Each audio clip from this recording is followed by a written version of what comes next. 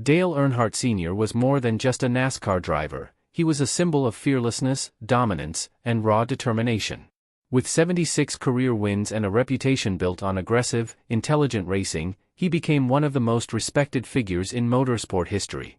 His presence at Daytona was legendary, a track where he had built countless victories and unforgettable moments. But on February 18, 2001, everything changed in an instant during the final lap of the Daytona 500. Earnhardt was not leading the race that day, but he was playing a crucial role. With his son Dale Jr. and teammate Michael Waltrip at the front, he positioned himself behind them to block incoming challengers. It was a classic Earnhardt move, calculated, fearless, and team-focused. As the cars entered turn 4 at full speed, a slight contact to his rear quarter panel caused his car to shift and then suddenly snap toward the wall. Within seconds, he collided with Ken Schrader and then struck the outside barrier head-on. At first, the crash did not appear catastrophic. There was no fire or dramatic wreckage, but the real damage was hidden inside the car.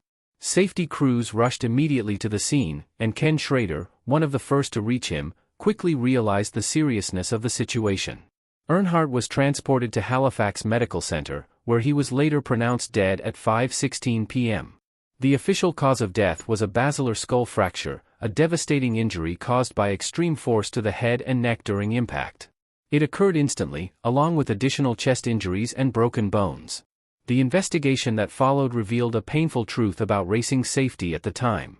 One of the most critical issues was the absence of a mandatory head and neck restraint system, commonly known as the Hans device.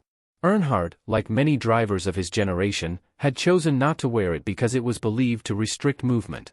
That decision, combined with the violent forces of the crash, proved fatal. His death forced NASCAR to confront serious flaws in its safety systems. Cars had become faster but not safer, walls were rigid, and driver protection had not kept pace with performance.